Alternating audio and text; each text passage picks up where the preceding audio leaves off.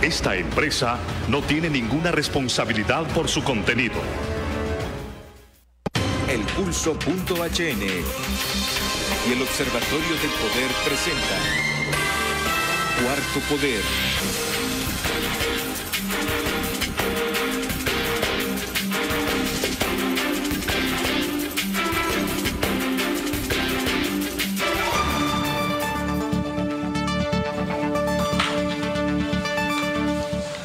Buenas tardes, amigas y amigos. Sean bienvenidos a esta emisión de Cuarto Poder. Les saluda Carlos Paz, Selvin Silva en los estudios de Globo TV Honduras, Ana Godoy en producción y Rona López en los estudios de Radio Globo.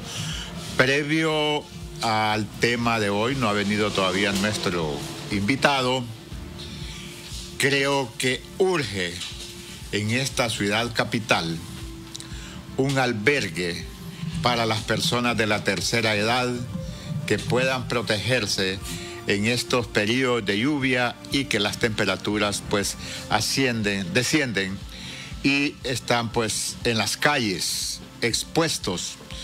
Hablo de las personas ancianas e indigentes en el país. Mi idea es que debe de existir un albergue municipal con todas las atenciones de vida donde puedan, además de el abrigo, la alimentación, tratamiento médico, esparcimiento para estos compatriotas que por X o Y motivo no tuvieron la oportunidad de una pensión o hijos que puedan protegerles.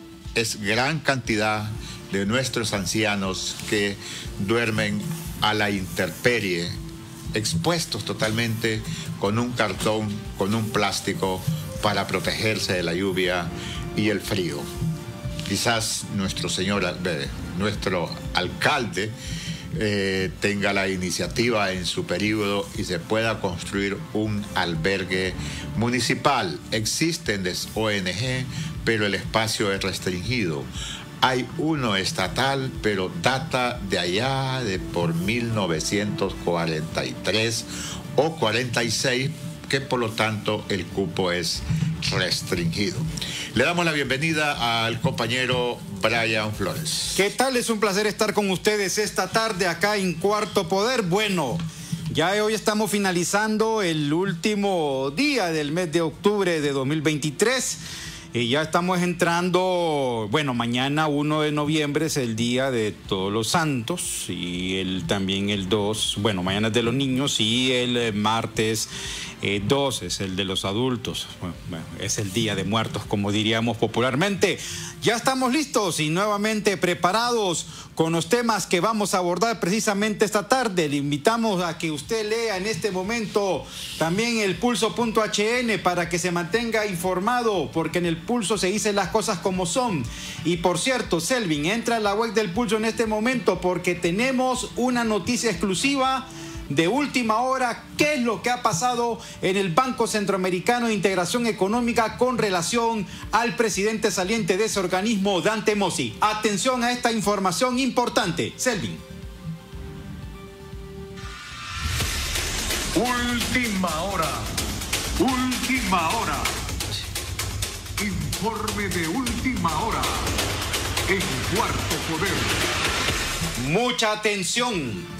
¿Cuáles fueron los motivos por los cuales el presidente del Banco Centroamericano de Integración Económica, Dante Mossi, quien entregará su cargo este próximo mes de noviembre, está saliendo del organismo? Va a conocer en exclusiva cuáles fueron los elementos por los cuales se montó una junta interventora en el Banco Centroamericano de Integración Económica que complicó la reelección de Dante Mossi. Atención a esta información de última hora acá en Cuarto Poder y en el Pulso.hn. Última hora. Última hora. Informe de última hora en Cuarto Poder. Vamos en este momento precisamente, don Carlos, a darle lectura a este trabajo en exclusiva del Pulso.hn. Selvin, ingresa a la página en este momento del Pulso.hn. Usted va a encontrar en la sección investigaciones que dice precisamente de esta manera: directores del Banco Centroamericano de Integración Económica pidieron en 2021 comisión interventora por presunta corrupción de Dante Mossi. Y mucha atención, ¿qué incidencia tuvo el que Dante Mossi estuviese otorgando préstamos o financiamiento al gobierno de Nicaragua?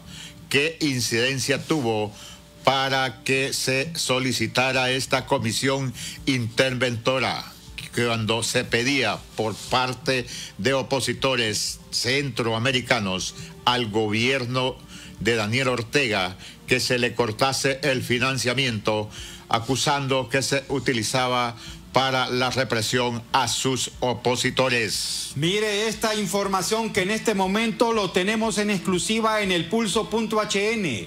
Le vamos a dar lectura y acá también ya se encuentra en cabina a esta hora de la tarde el reconocido economista y analista político, el doctor Nelson Ávila, para hacer algunas valoraciones. Vamos a darle lectura antes de entrar con el doctor Nelson Ávila.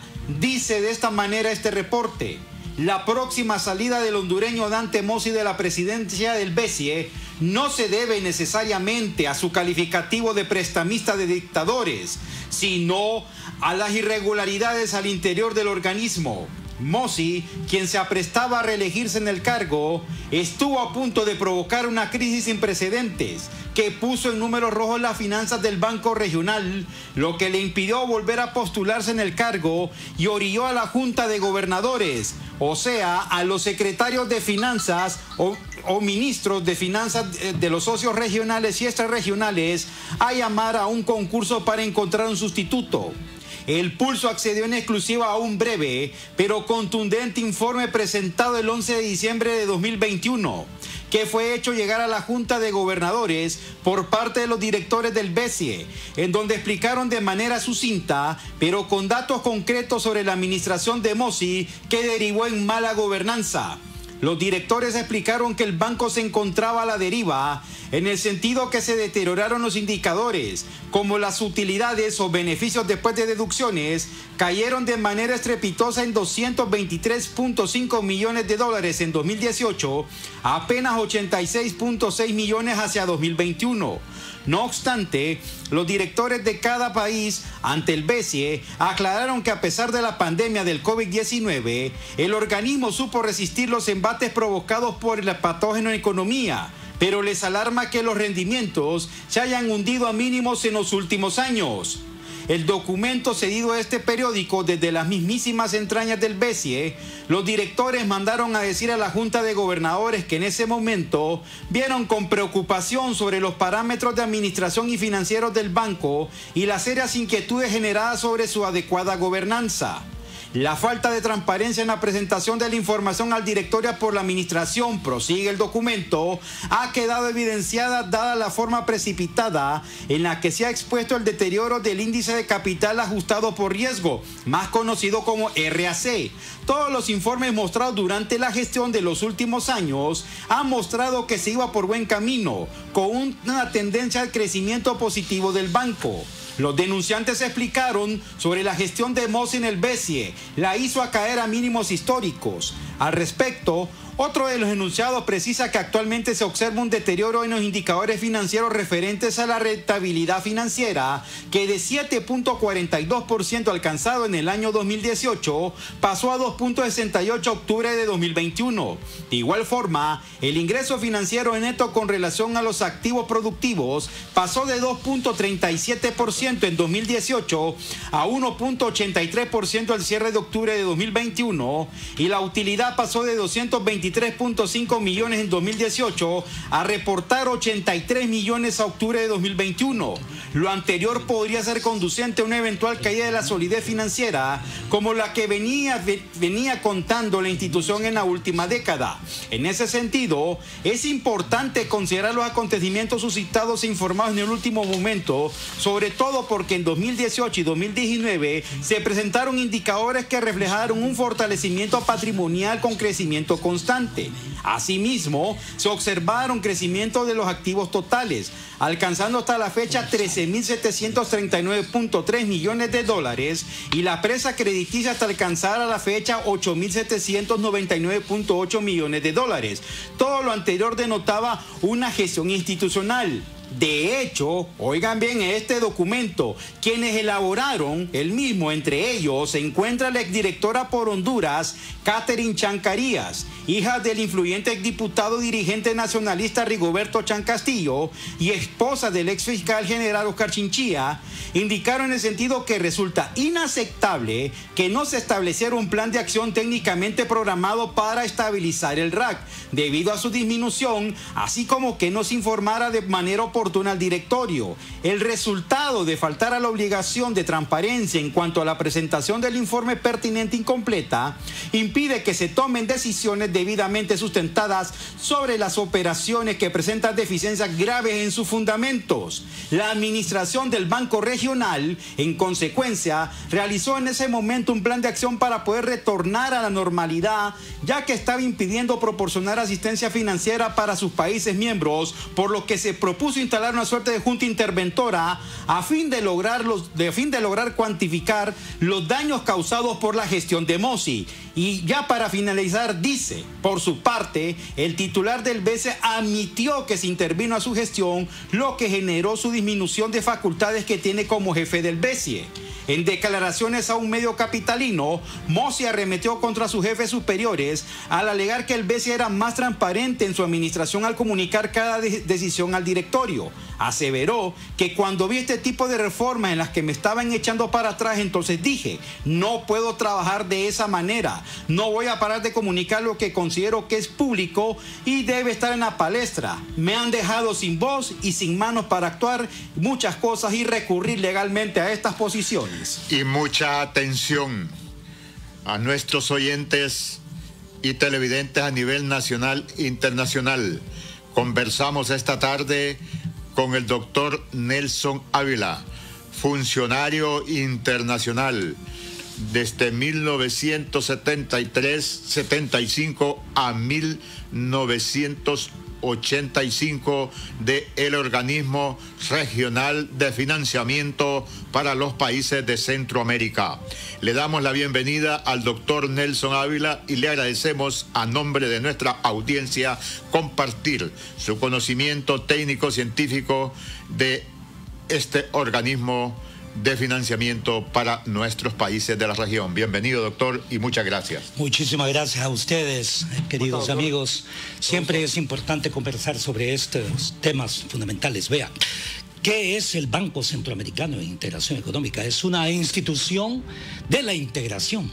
O sea, más allá que del financiamiento, el objetivo era cómo contribuir, igual que el resto de entidades como la Secretaría de la Integración Centroamericana denominada SICA, el Consejo Monetario Centroamericano, etcétera, etcétera, pero el Banco Centroamericano es el instrumento de financiamiento, pero también de cooperación técnica. Fue fundado en 1960 por centroamericanos, normalmente de 4 países. Costa Rica no formaba parte en un primer momento. Costa Rica se adhiere después al Banco Centroamericano de Integración Económica. Y el banco en realidad fue concebido por muchos, yo diría, políticos y pensadores de fines de la década de los 50 y sobre todo ya a inicios de los 60. O sea que el banco tiene en este momento 63 años de existencia como institución y fue concebido como una institución de apoyo sobre todo a los países. Después hubo una derivación en donde la mayoría de la cartera iba hacia ciertos sectores privados, lo cual está bien, pero está mal que se en algún momento orientó gran parte de los recursos, no necesariamente a promover un desarrollo regional equilibrado, que era uno de sus conceptos, a través de, fíjese, amigo Carlos, de proyectos que le llamaban proyectos de gran significación regional. Y esos proyectos sí era importante poderlos desarrollar. En el momento en que nosotros ingresamos al BCE, eso fue en 1975, teníamos 20 un año aproximadamente, entramos por examen al Banco Centroamericano, no entramos por recomendaciones ni nada. En representación de partidos políticos como tal. Ni representación de partidos políticos ni de gobierno. Es más, yo le digo, tanto mis trabajos también en las Naciones Unidas ingresé como funcionario, no como representante de gobiernos. Y lo mismo en el Banco Interamericano de Desarrollo. Claro. Fui funcionario internacional en el BID. Entonces, con el BESIE sí trabajamos también posteriormente a mi retiro, porque me retiré para terminar mis estudios de doctorado, etcétera, etcétera. Y como yo había sido presidente, fui el segundo presidente de la Asociación de Empleados del BESIE, no pedí apoyo financiero del BESIE, preferí renunciar, por una sencilla razón: si usted ha sido dirigente gremial, usted no puede entrar a pedir algunas prebendas porque puede ser mal interpretado, ¿no es cierto? Desde luego. Así es. Interpretado y visto. Así es. Posteriormente trabajé con una firma estadounidense, Robert Nathans, que se dedicaba precisamente a dar sugerencias sobre la rehabilitación de empresas en crisis que había en Centroamérica a fines de la década de los 80. Entonces, el Banco Centroamericano es una institución que también la conducción del Banco Centroamericano es, tal como Brian leyó, por la Asamblea de Gobernadores, y los gobernadores son los secretarios de Estado en finanzas normalmente, así se explica, pero es la conducción, pero la operación y la administración está a cargo de directores, y los directores son representantes de los países correspondientes. Presidentes del BESIE solamente pueden ser, ojo, ciudadanos de los países, de los 5 países centroamericanos, aunque hay presencia de socios extrarregionales. Correcto. Y entre esos socios extrarregionales, uno poderoso ahora es Taiwán, precisamente. ¿Qué cosas?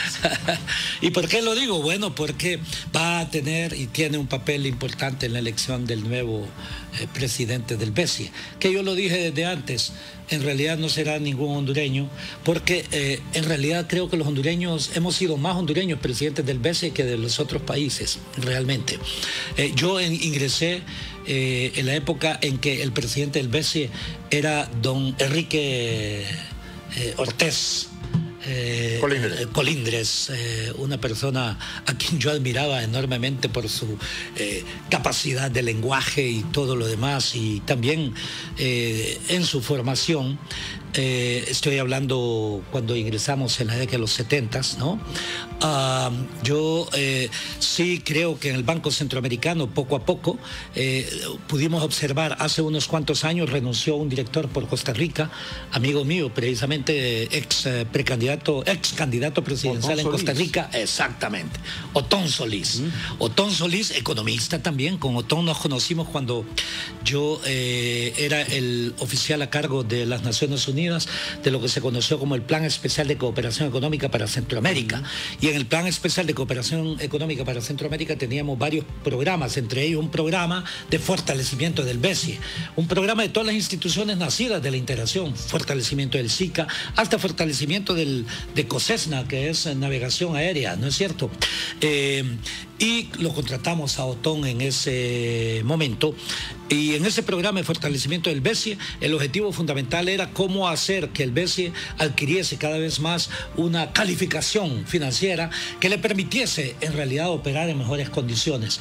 Y la verdad es que el BESIE ha estado otorgando créditos un poquito arriba del costo financiero del Banco Interamericano de Desarrollo, pero que en todo caso lo importante es verlo como esa concepción de la integración centroamericana. Por ello, yo apoyé, y adelanto, conseguí 12 votos del Partido Liberal, de los diputados del Partido Liberal, para que apoyaran la CAF, la Corporación Andina de Fomento, que después retrocedieron, sí.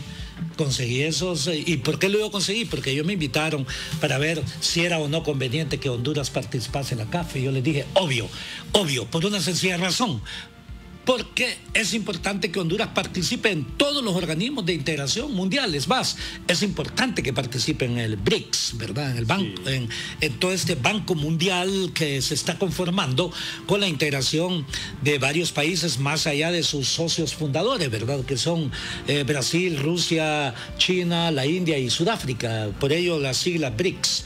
De forma tal que Otón Solís, volviendo a este caso, denunció una serie de irregularidades que observó él. Y yo lo llamé y le dije, te felicito, eres una persona muy valiente en plantearlo, y renunció de su condición de director, o sea, renunciar de un sueldo altamente fabuloso que existe ahí en el Banco Centroamericano de Integración Económica, renunció para ser coherente. Y entonces eso fue la expresión. Vea, este tipo de hechos de lo que acaba de leer Brian, en realidad genera un efecto multiplicador muy negativo para la región centroamericana, el hecho mismo de que existan esas circunstancias dentro del BESIE, porque disminuye la calificación crediticia del mismo, bueno, y su capacidad, y en consecuencia el riesgo institucional aumenta. Fíjese una cosa, porque sí, viendo el documento por aquí, dijo sí, la Junta esta Junta, bueno, no le puse Junta Interventora, sino sí, una Junta Auditora, sí, que se iba a dedicar a auditar qué fue lo que pasó con esta crisis que hay dentro del BESIE. Incluso se habla ahora de que Standard & Poor's, una de las calificadoras más reconocidas del mundo, Standard & Poor's, Fitch, y Moody's. Son las tres. Dicen que ya volvió a la calificación AA positivo con una perspectiva estable. Bueno, eso es un lenguaje técnico un poco complicado, pero llama la atención que esto se da en medio de la gestión supuestamente desastrosa que ha tenido Dante Mossi, que ya ahora en noviembre sale el organismo. Sí, yo le voy a decir que la calificación AA positivo, estable, es altamente positiva para los fines de precisamente, inclusive hasta de emisión de sus propios títulos, de las negociaciones, y ser al mismo tiempo intermediario para captación de recursos para financiamiento. Sin duda alguna es muy buena, está mucho mejor la del BID, sin duda, en este caso. Sí. Pero la del BESIE está dentro de la jerga financiera muy bien. Y sobre todo SIP o Standard & Poor's, Moody's y Fitch, normalmente cuando evalúan, lo hacen a veces sobre criterios geopolíticos, pero cuando es de entidades subregionales como estas, tratan de ser lo más profesionales. Así que me parece que el resultado es positivo a pesar de los problemas que ellos mismos plantean.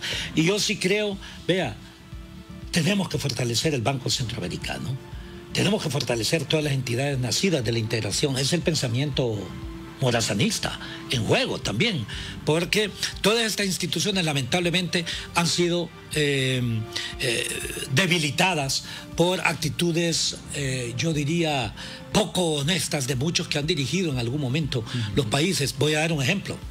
¿Cómo es que el fiscal del Juan Orlandismo, que llegó por la vía ilegal, porque él fue ilegal, ¿no es cierto? Ilegal. Él llegó ilegal, él no participó del proceso, fue impuesto, y de repente, y 2 veces, así es, y llega ahora al Consejo Centroamericano a convertirse en magistrado, a convertirse en vicepresidente de la Corte Centroamericana de Justicia, habiendo violentado todo. Entonces, para que ustedes vean, que en el mundo real todas estas instituciones son afectadas porque también reflejan, yo diría, debilidades, irregularidades, amenazas y abusos que existen en algunos de los países, en donde algunos partidos políticos, como en el caso concreto de la experiencia que tuvimos con Juan Orlando, calificativo precisamente de un narcoestado, entra a tomar decisiones y entonces pone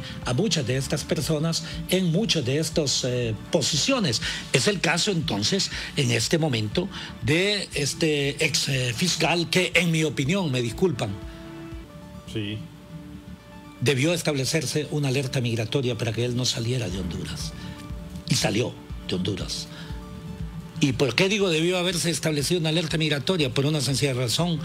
Él debía responder a la nación por qué atrasó infinidad de casos, por qué no procedió frente a la inconstitucionalidad de la reelección de Juan Orlando, por qué no procedió a investigar los asesinatos postelectorales que mataron a 21, ¿verdad? Creo que 23. Fue. ¿A cuántos? 23, según 23 personas asesinaron según las Naciones Unidas. Confirmado por Naciones Unidas. Y ellos, ¿qué era lo que estaban usando, queridos amigos? El derecho a la insurrección, tipificado en el artículo 3, si no mal recuerdo, de la Constitución de la República.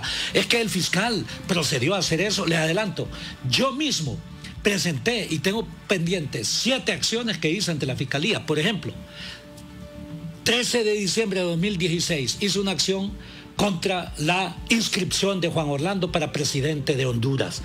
Le adelanto, fui el único político que lo hizo. Estoy diciendo una verdad.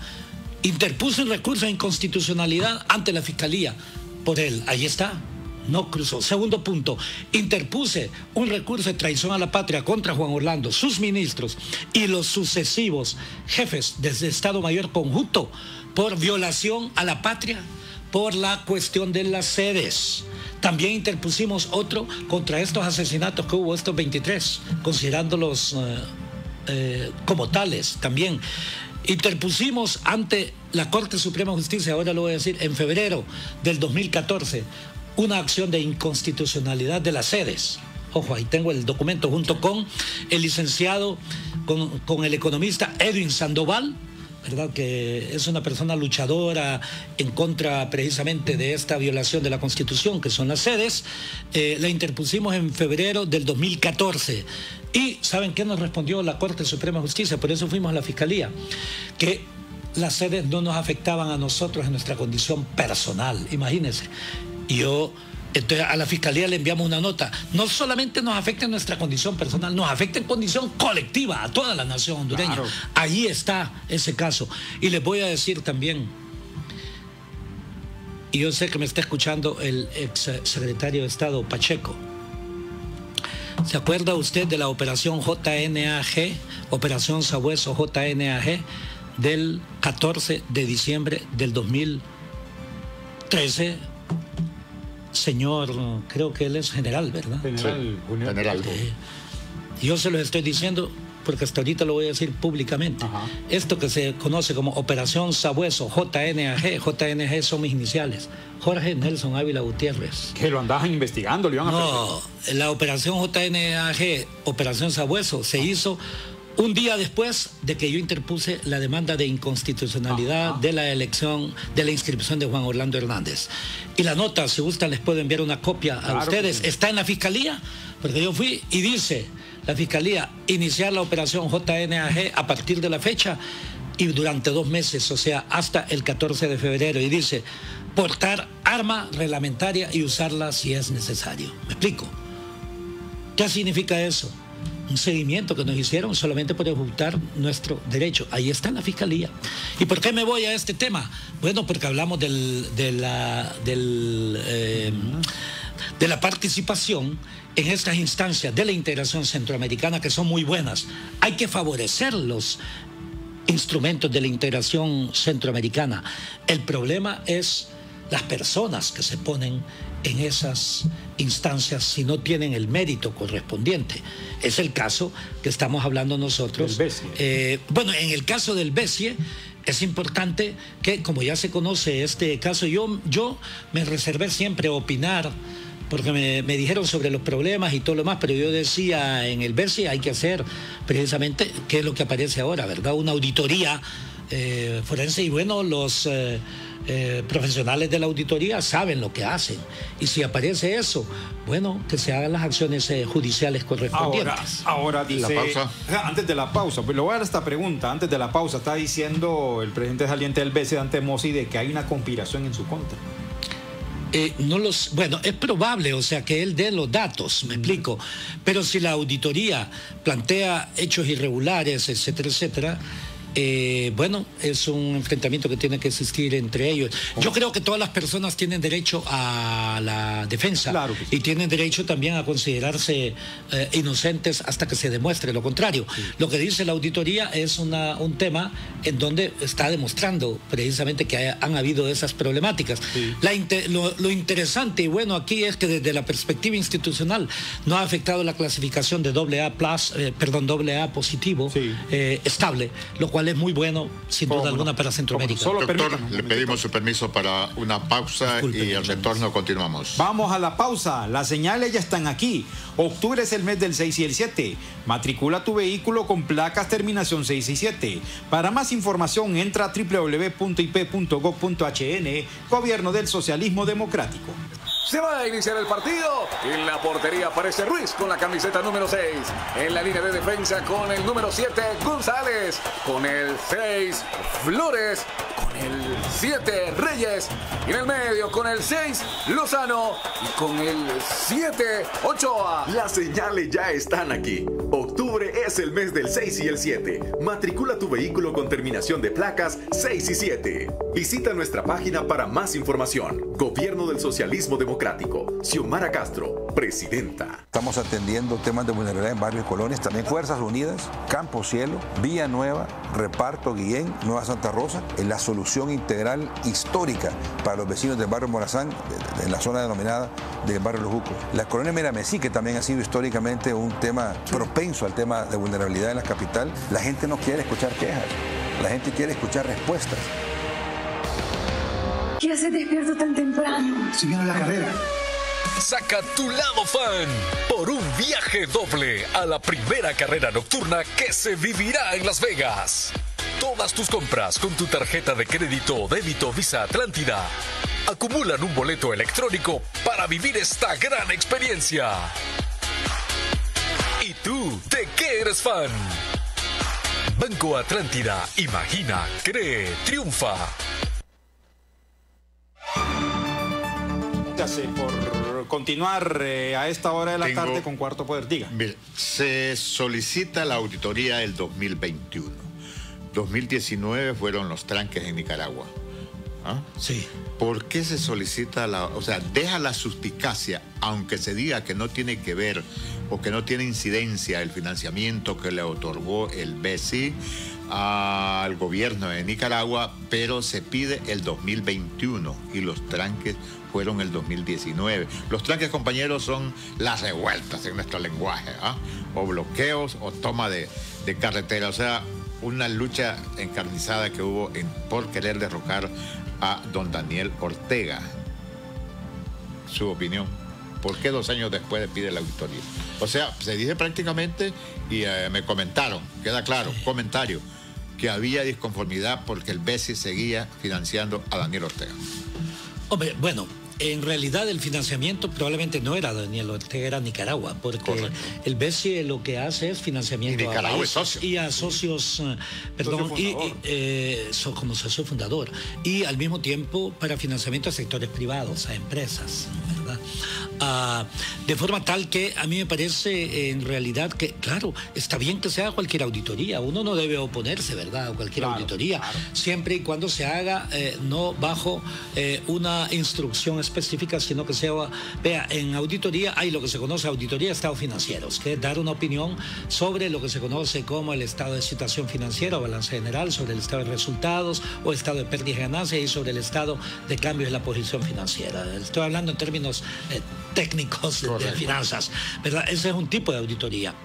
Hay otra auditoría que son auditorías operacionales, que es si el sistema de operaciones para realizar tareas se está haciendo de la forma más eficaz posible o más eficiente posible, depende de lo que se plantea. También hay auditorías especiales sobre temas especiales, como por ejemplo auditorías al proceso de créditos para determinar si los créditos se otorgaron de conformidad con el protocolo establecido para esos fines.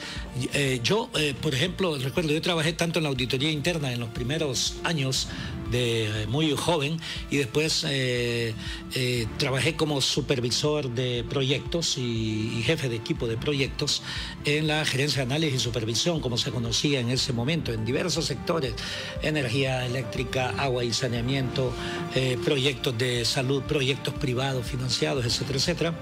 Y en aquel momento yo le puedo decir que el Banco Centroamericano tenía una concepción de desarrollo.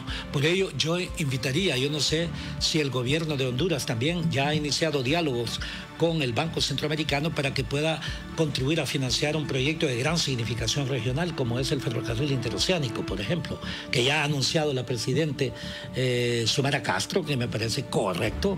Yo les adelanto, nosotros les voy a enviar una copia del estudio de previsibilidad que yo dirigí en el 2003, no porque alguien nos pagó, sino como ciudadanos. Formamos un grupo de compañeros y es el estudio más estructurado, pero ya tiene 20 años, ¿verdad? Un estudio de previabilidad que nosotros hicimos y yo se lo voy a enviar al término de esta reunión. Doctor, usted que ha sido funcionario de estos organismos como el BCE, sí.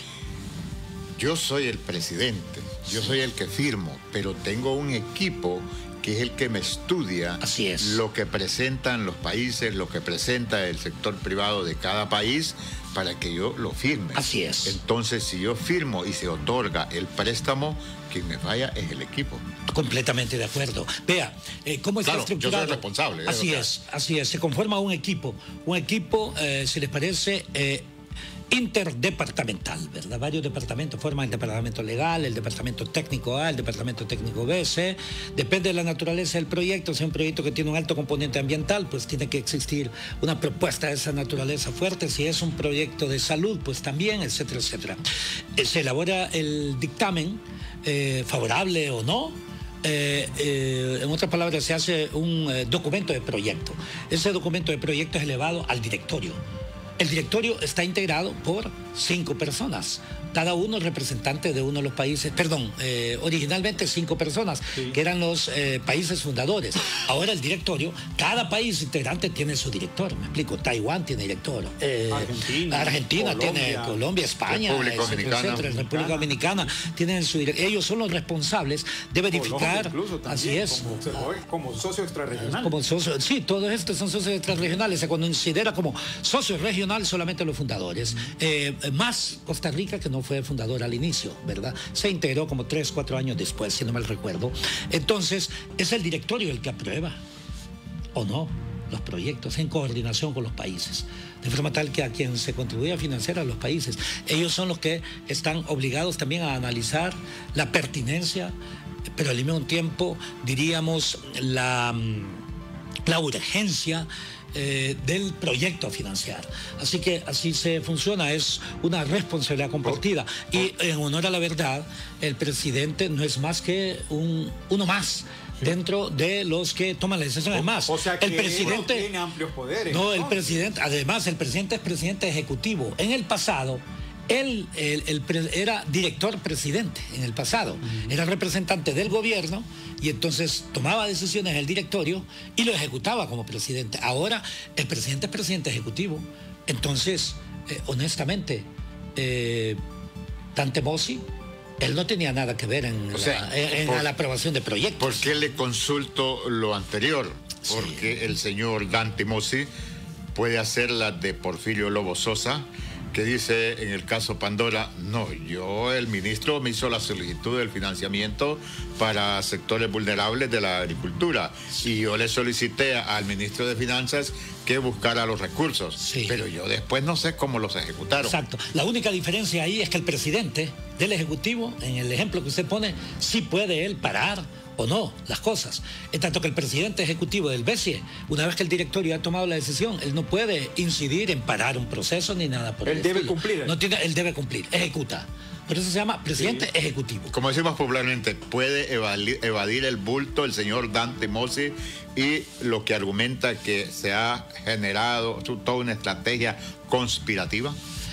Bueno, a mí lo que me extraña es que a él se le responsabilice de, reitero, préstamos a algunos países, si él no tomaba esas decisiones. Porque mire, vaya. Esa es una cuestión que supongo yo que debe quedar muy claro para todos. Él no tenía la autoridad. Hay un órgano colegiado. Hay un órgano colegiado llamado directorio. Sí, pero, en todo caso, el responsable es el directorio. Sí, pero ahora bien, si el directorio es responsable de lo que se realiza dentro del banco, para aquí pareciera que en esta carta o en ese informe los directores quieren escurrirse el bulto, o sea, quieren lavarse las manos. Es que esa es la enorme... Y Mossi es el culpable. Sí, entonces hay que echarle el muerto a Mossi. Sí, esa es una interrogante que yo tengo a veces cuando ocurren estos hechos. Por eso es que probablemente él habla de una conspiración, ¿verdad? En el sentido de decir, bueno, si es que yo no soy responsable de esto. Algo así como el primer plebiscito conspirativo que hubo supuestamente en la historia y que la Biblia lo relata, ¿verdad? Cuando dice ¿a quién quieren? ¿A este?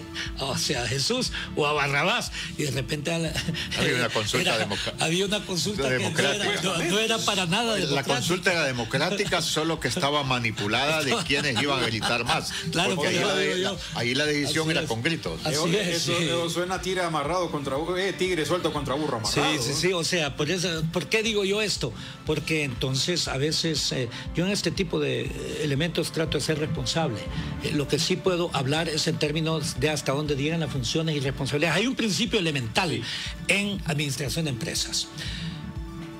Una persona puede delegar funciones, pero no puede delegar responsabilidades. Si alguien delega función, ojo, y esa persona dependía de él y hace las cosas incorrectas, el responsable es, obvio, quien tiene normativamente hablando la función y la responsabilidad. En otras palabras, pero entonces, aquí no es el caso, es el caso, porque el presidente del Banco Centroamericano, un presidente ejecutivo que tiene que ejecutar, ojo, y aquí sí se le podría acusar, por ejemplo, yo no sé si fue ese caso, si en algún momento por algunas razones ya proyectos aprobados no se aceleró el proceso, pero eso estamos dentro del plano de la especulación que no la plantea la auditoría. ¿Algún préstamo a un estado sin pasar por el directorio?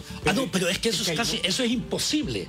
O sea, y si lo hizo en esa forma, ahí sí se violentaría el protocolo, pero me parece hay infinidad de formas en el BCE para poder determinar que eso está entre 1 a 10.000 millones de posibilidades que ocurra. Sí, pero entonces ahí viene al luz y logrando interpretar lo que nosotros vamos escuchando, usted con su experiencia, que fue funcionario del BCE, es que aquí pareciera que la responsabilidad al fin y al cabo termina recayendo en la Junta de Gobernadores, o sea, que son los representantes de cada estado directores ante el BCE. No, porque están los gobernadores, que son la máxima autoridad. Sí, aunque los gobernadores, yo decía, la responsabilidad de los gobernadores es la conducción del BCE. Sí, o sea, las políticas y estrategias, no revisar documentos ni proyectos. Porque porque la cosa es que, vaya, por ejemplo, estamos hablando del tema específico, porque Dante Mossi se le terminó tildando el prestamista de dictadores, porque no puede sacar el dinero del BCE y decir, se lo vamos a dar a Daniel Ortega solamente porque sí, o tenía que pasar, obviamente, leyendo los estatutos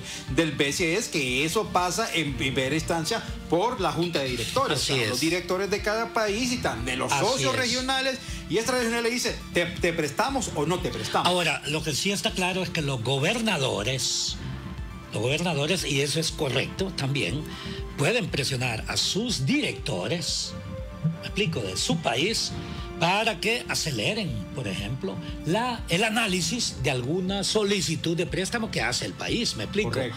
¿Verdad? Honduras quiere un préstamo de energía eléctrica y lo solicita al BCE.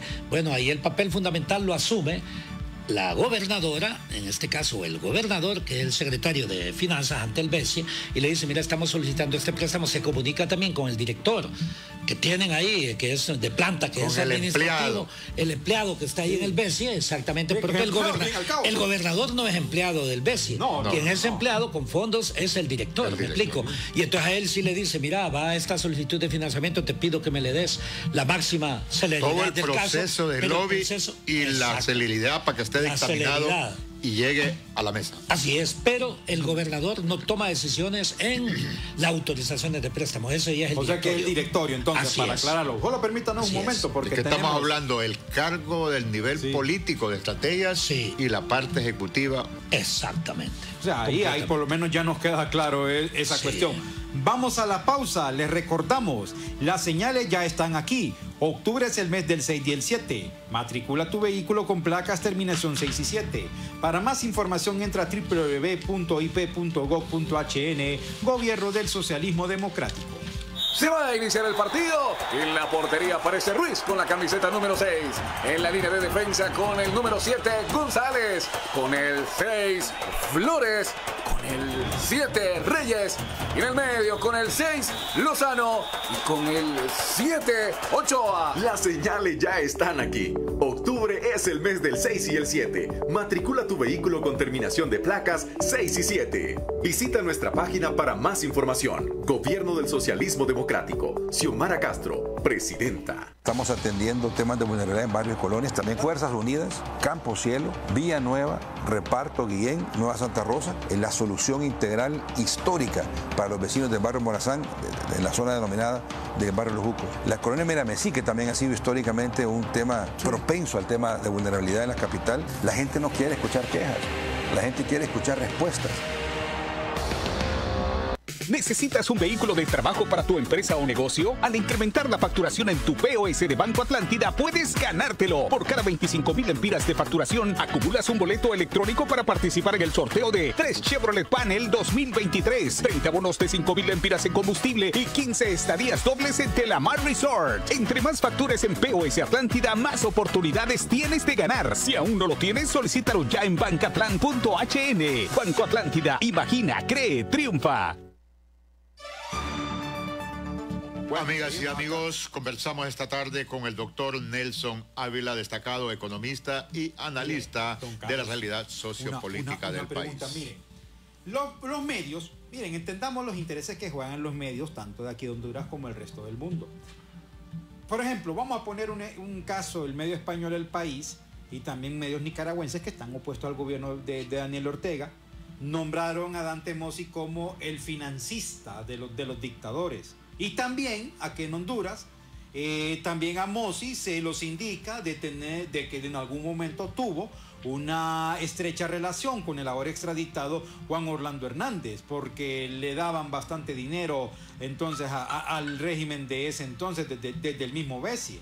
El doctor Ávila explicaba hace algunos instantes precisamente de las responsabilidades, o sea, el presidente de un organismo como el BCE no es que toma decisiones como el presidente de un estado soberano, va, en el caso Guatemala, Nicaragua, Honduras, Costa Rica, qué sé yo, pero aquí pareciera, doctor, que hubo como una conspiración, pero a la vez también como una trama geopolítica. Ahí voy a planteársela así.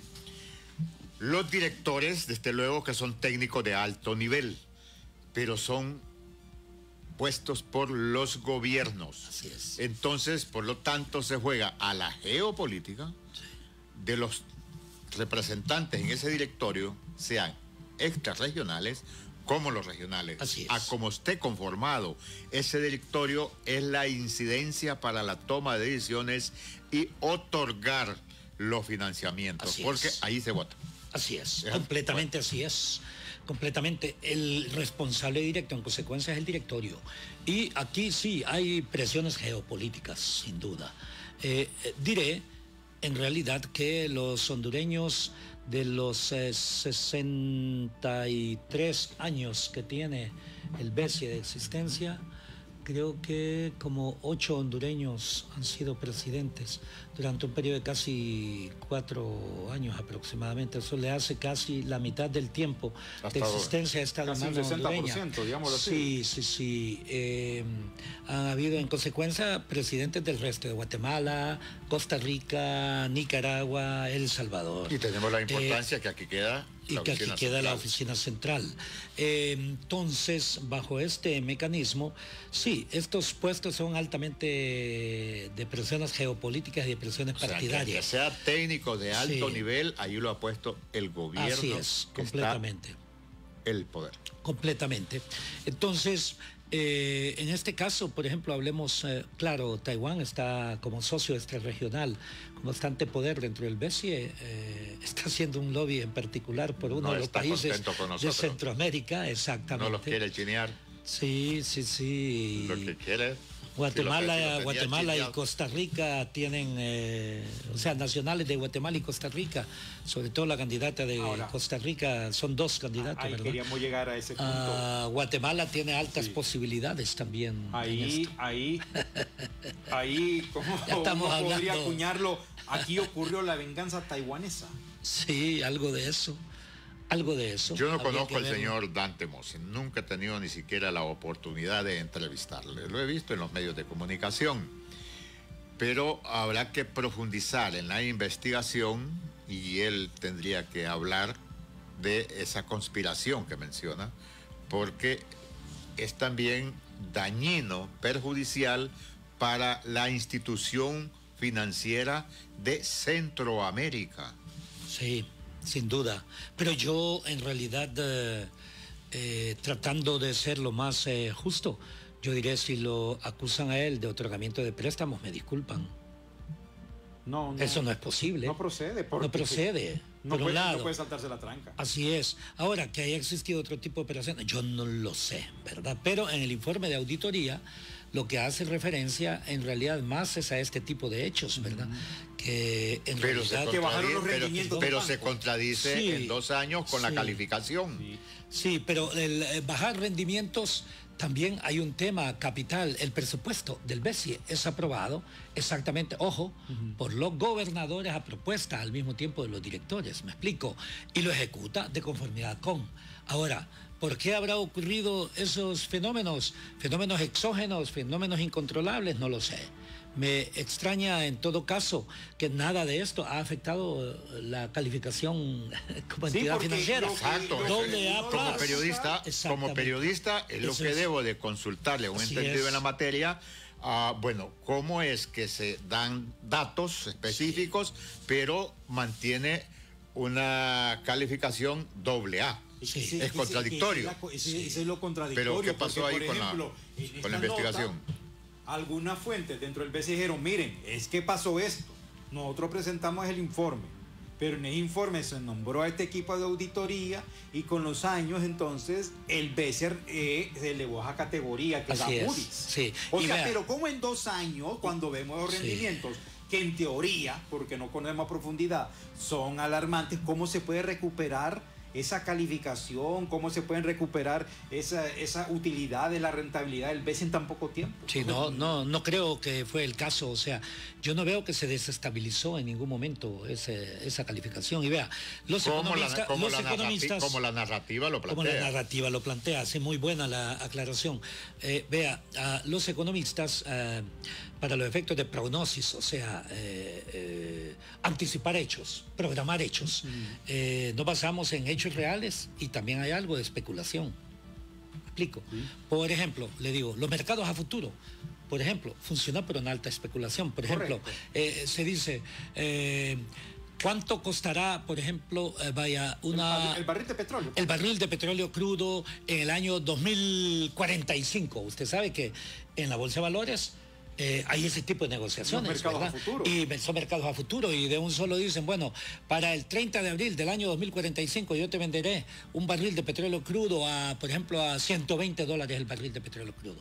Y entran y acuerdan allá el 30 de abril del 2045, tiene que entregarle al precio que pactaron, sea que esté a 80, sea que esté a 200, pero ahí es la especulación. Lo mismo ocurre también con los fenómenos de las guerras, ¿verdad? Correcto. Una guerra que ocurre, el impacto inmediato es modificación del precio internacional del petróleo, en donde quienes ganan, obvio, son las compañías petroleras, quienes pierden son los países, ¿verdad? Correcto. Quienes ganan son los vendedores de armas. Correcto, la industria armamentística. Lamentablemente, y quienes ganan también son los que venden hospitales móviles, como los que ocurrieron en Honduras, ¿verdad? Sí. Por ejemplo, entonces, ahí hay una cuota. El precio estaba en X antes de la guerra. Entonces se evalúan una serie de variables. Todo eso lo que hace Moody's, todo eso lo que hace al mismo tiempo estas empresas calificadoras de riesgo. Son altamente profesionales. De forma tal que, aunque yo les digo, hay cuotas también bastante geopolíticas. Si a ellos les interesa no apoyar un país porque geopolíticamente no interesa a sus dueños, le pueden, como decimos en Honduras, lo pueden expulgar, ¿me explico? Sí, y lo envuelven en el petate y lo entierran. Exactamente. Por ejemplo, a mí me gusta cuando escuché que el BCE financiaba $200 millones para poder, elevar el sistema eléctrico del país con la cuestión de pérdidas técnicas. Sí. ¿Cómo no me va a agradar a mí que me digan que el BCE va a participar en la construcción de los llanitos Gicatuyo? Por ejemplo, así es. O en el financiamiento parcial, por ejemplo, tal vez de los estudios de viabilidad del ferrocarril interoceánico, porque eso es... A uno le alegra porque es la institución centroamericana impulsando el desarrollo. Le adelanto, el año pasado, pensando en esto, en febrero, yo le envié a la compañera presidente Xiomara Castro una síntesis que son 70 páginas del estudio de previabilidad que nosotros le llamamos, que escribimos sobre el ferrocarril interoceánico. ¿Perdón? Sí, ya me imagino lo grande de la síntesis después. Sí. No, y está en PowerPoint, les va a gustar poderlo ver. Hay que verlo. Se lo voy a enviar, no les va a aburrir la lectura. Nos quedamos sin tiempo y concluimos en algo. O sea, hay mucha tela que cortar con lo que está pasando con Dante Mossi en el BCE, con este informe, pues que salieron de las mismas entrañas del BCE, firmado por los directores. pero Dante Mossis en algún momento incurrió en alguna ilegalidad, pero también eso tiene que arrastrarse. Tiene que demostrarse primero y segundo también jala a los directores. Gracias, doctor, por habernos acompañado esta tarde. Muchísimas gracias a ustedes, como que siempre haya compartido con nuestra audiencia, oyentes y televidentes a nivel nacional e internacional. Y los felicito a ustedes porque este tipo de temas son importantísimos. Es necesario abordarlo. Nos quedamos sin tiempo, veámonos mañana a las 4 de la tarde. El Observatorio del Poder y el Pulso.hn presentó Cuarto Poder.